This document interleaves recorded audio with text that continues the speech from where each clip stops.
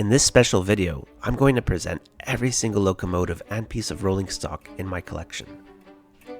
Each train will be introduced in more or less the order that I built them, and then I'll give some quick details about their design or modifications.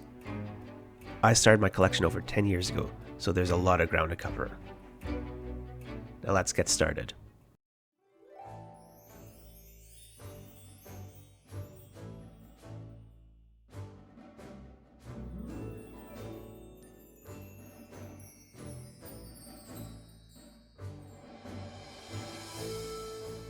First up, we have the Lone Ranger Constitution train, motorized with powered up.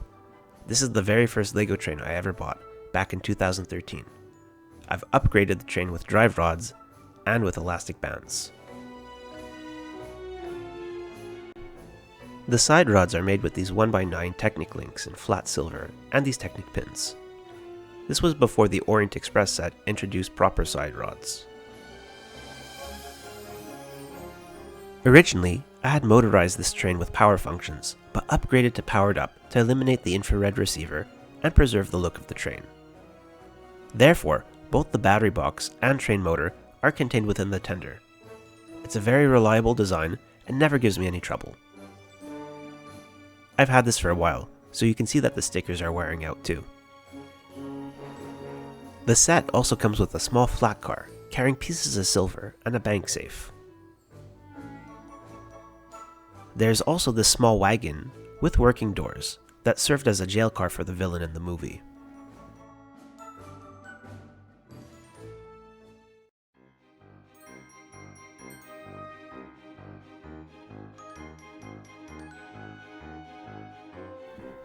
Next, we have the very spooky Monster Fighter's Ghost Train. This locomotive also has drive rods and elastic bands for better traction. I remodeled it from the original set to be similar to the Lone Ranger train with a 460 wheel arrangement because the original could not run on train tracks. You see that they even have similar boiler heights. The tender is motorized with powered up and contains the battery box, plus this LED cable that runs into the locomotive. And that is because the Ghost Train has working headlights. These are operated independently from the motor with the controller. The original set came with this jail car. Like the locomotive, it was not designed to run on train tracks, so I modified it while trying to preserve the original aesthetic. The doors can open, and there is place to fit a minifigure on the inside.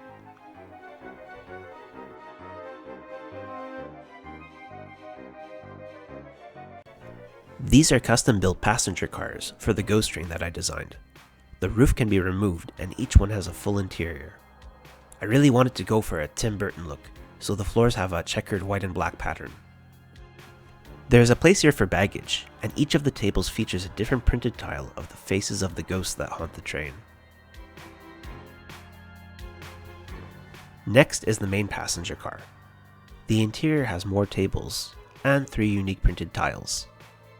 The exterior also features a spider that's crawling across the windows. Finally, we have the observation car, which has a balcony on the back with these decorative tassels.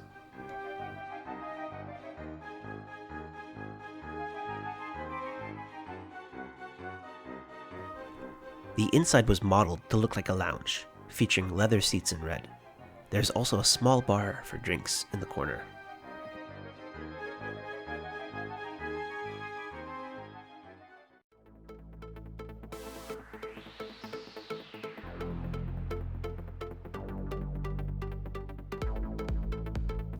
Next up, we have the LEGO City Heavy Haul Freight Train.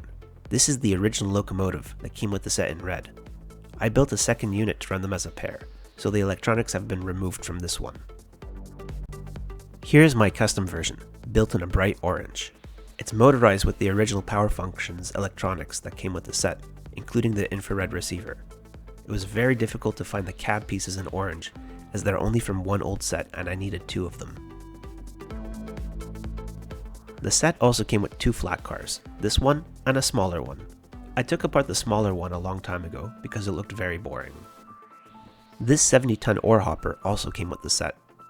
I really liked the design, so I built 3 more of them. The only thing they're missing are decals to match the original.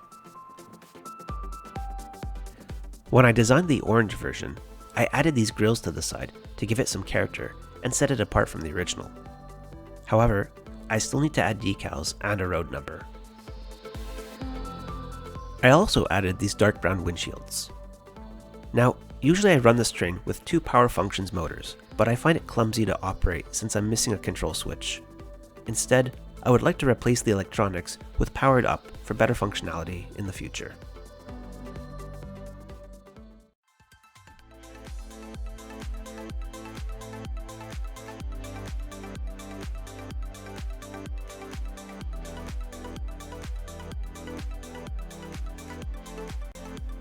Next, we have the high-speed passenger trains. The front locomotive is motorized with power functions and has LED lights, while the second unit is empty. I've made 0 modifications and the 2 operate flawlessly. I don't think I've ever had a single derailment. The trains come with a single passenger car, and I ended up buying 2 of them. Using pieces from the second set, I was also able to build a third car.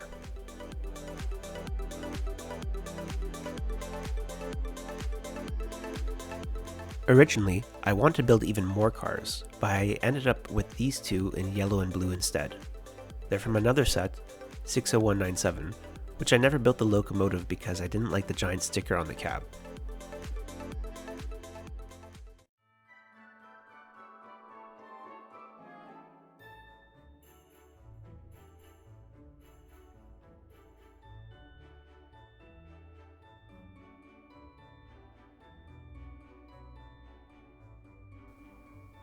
The Winter Holiday Train. This is a very cute 420 steam locomotive from 2016.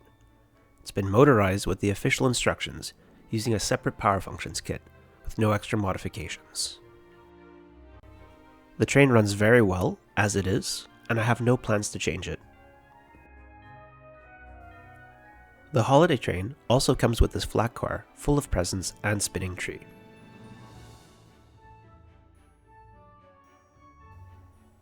There's also a festive caboose that's full of Christmas lights.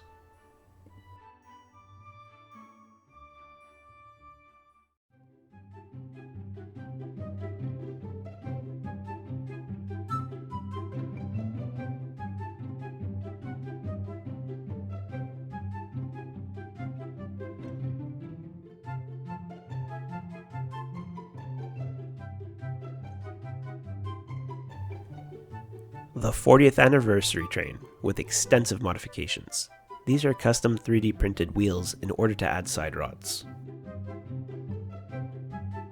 If we take a look at the cab, you'll also see the Circuit Cube's motor in blue. The investment put into this locomotive to get it to work is probably not worth it, but it's definitely satisfying to see it run.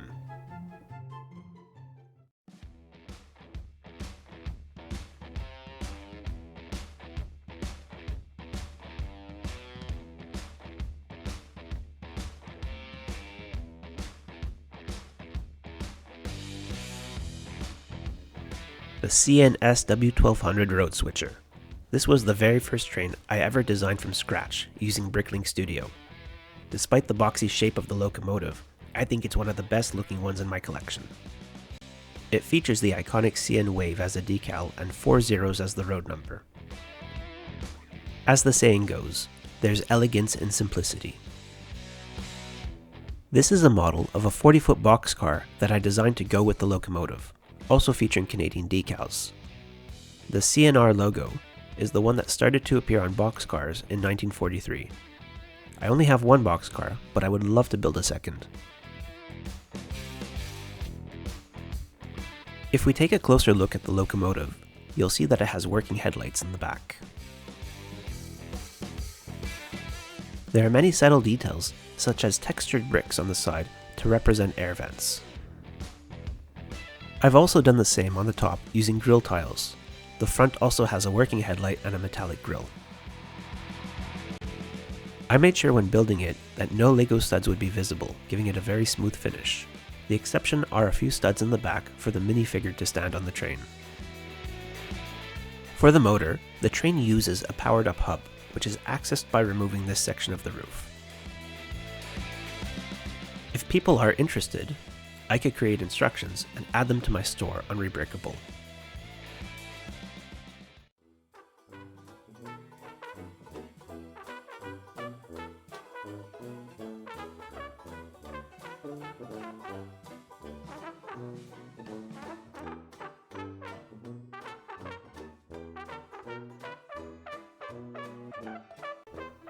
Next, we have the Disney Train.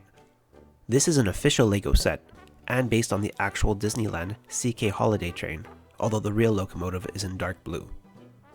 Of all the official LEGO train sets I bought, the Disney Train and Station was definitely the most worth it, since it came with the station and also 2 passenger cars. The first passenger car has side-facing seats, like you would find on the tour at Disneyland. The second car more resembles a traditional observation car and has a full interior.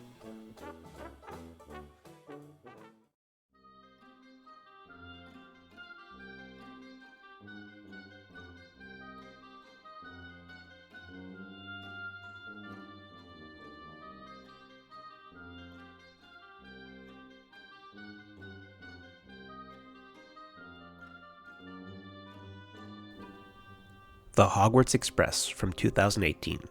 This iconic train is one of my favorites in my collection. The tender has been modified to power the locomotive. I've also added a color sensor to the locomotive so that it can be programmed with more advanced functions. To date, there are a total of 7 different Hogwarts trains released by LEGO, including the collector's edition, but I feel that this is definitely the best one. It runs so well on my layout.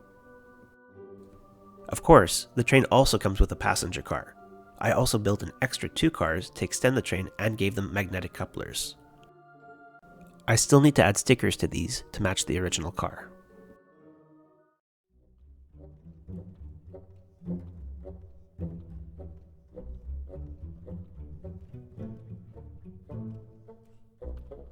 Yes, next we have the Crocodile locomotive, the most unique looking train in my collection. If we take a closer look, I've done some subtle modifications. The locomotive uses power functions instead of powered up, because I wanted to operate it with a controller instead of the LEGO app. Here's the battery, here's the upside down infrared receiver, and the motor is below this mess of cables.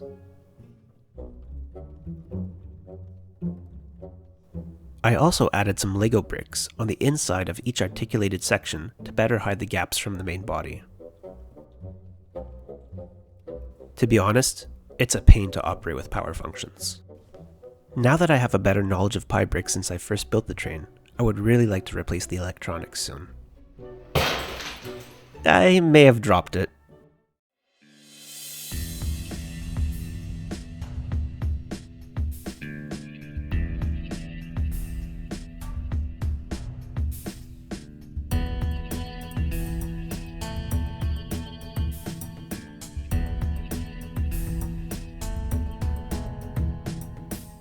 The Maersk Train set from 2011. I'd say that this is the most expensive train I own because it's considered a collector's item. I've motorized it with powered up, with an easy to remove roof for access to the battery hub. I remember buying this for an arm and a leg on Facebook Marketplace, but definitely worth it. The train set also comes with these beautiful intermodal cars. There are 2 total, and I'd love to get more, but they're way too expensive, so I might try building my own.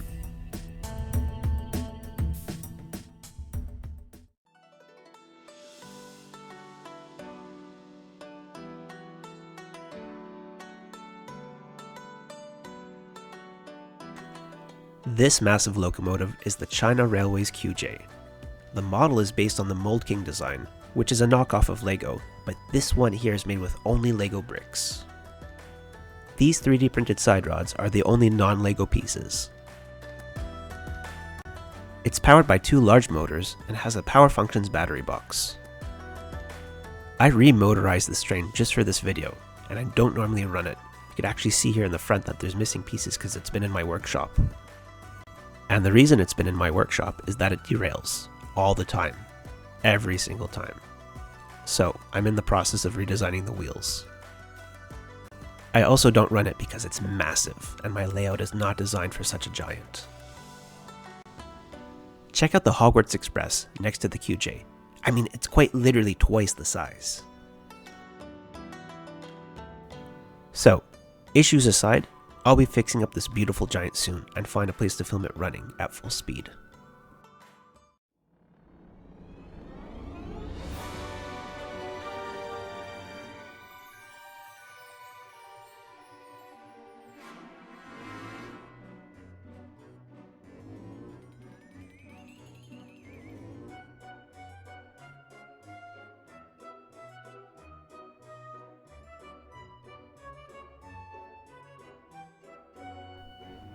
Next is the hidden side Ghost Train Express. Unfortunately, this train is currently in several pieces. I recently got this powered up angular motor that should help improve the movement of the mouth that I'm currently redesigning. In the previous footage, I had motorized the mouth using this complicated gear assembly and it was very temperamental. I'll try to finish the train for Halloween and show it off in its own video in much more depth.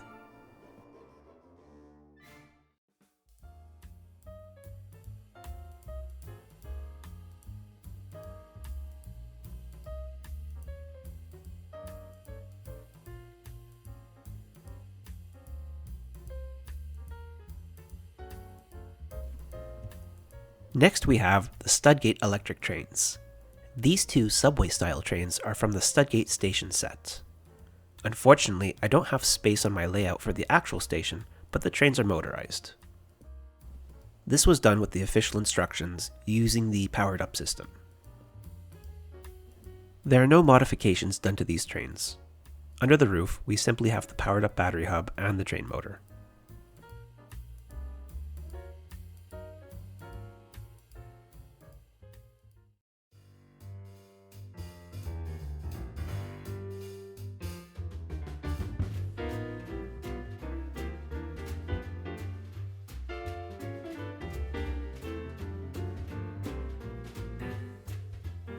Next is the New York Central T-Motor, which I designed myself.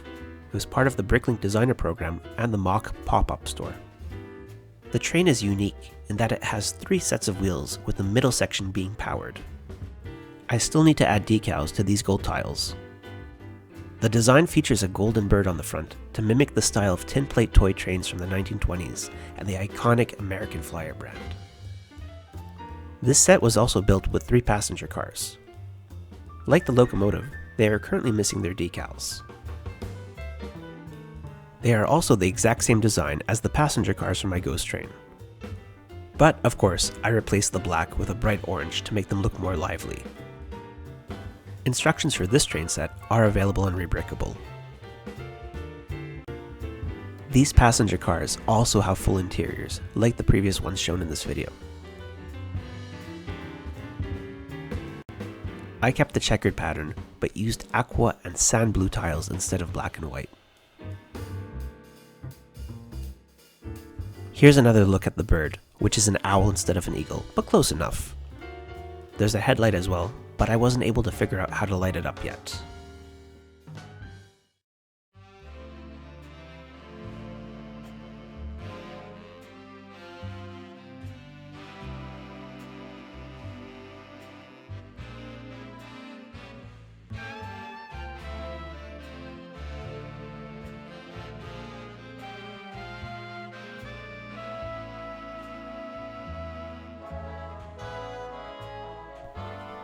Ah, the very lovely Orient Express steam locomotive.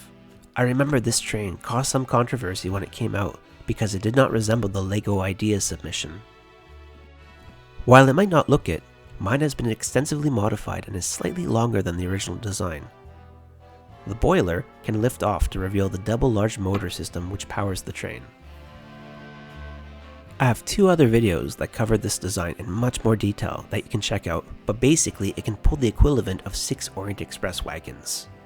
That being said, I want to change the design a bit and replace the battery with something rechargeable because it eats the batteries like crazy. I would also like to add working headlights.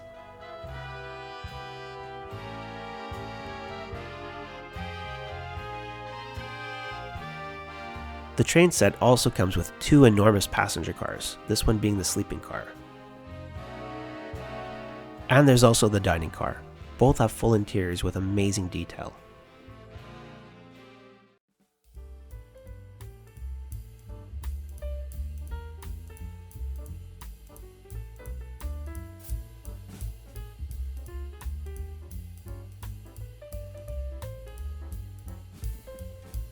Next, we have the Holiday Main Street Tram. I was able to order this set right before it went out of stock and retired. This one has been motorized with powered up and also upgraded with a color sensor, as you just saw. This tram is special in that it has been reprogrammed with pie bricks and does not need any controller to operate. After the power button has been pressed twice, it initializes and begins to move until the color sensor detects a certain color. After that, it will pause for a certain amount of time before reversing direction. I have another video that covers the tram in more details and also links to the code you can use to reprogram the battery hub. Eventually, I would love to be able to coordinate multiple trains using just color sensors.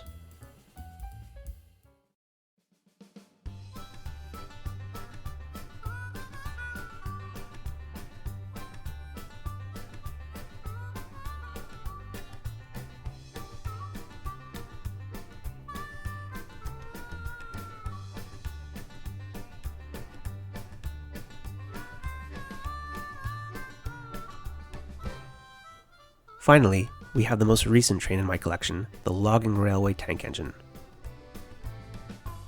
also known as Toto. The set is from the Bricklink Designer program and has been motorized with powered up electronics which were not included in the set.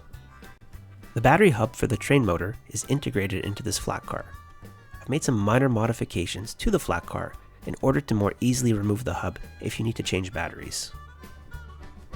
There is also this logging car that comes with the set. I've modified the wheels and also extended the logs to make them more sturdy. Finally, there's a caboose. I think it's perfect and didn't make any changes whatsoever. I also have my own flat car design that's 8 wide and looks great running with the logging train. And that is everything. 21 locomotives, 35 pieces of rolling stock, and 1 proud collection. I really hope you enjoyed this video, and I just want to say thank you to everyone that has supported the channel by subscribing, liking my videos, and leaving comments. It really means a lot to me. This year, I'm looking forward to bringing you even more awesome LEGO content, but that's it for today. See you next time!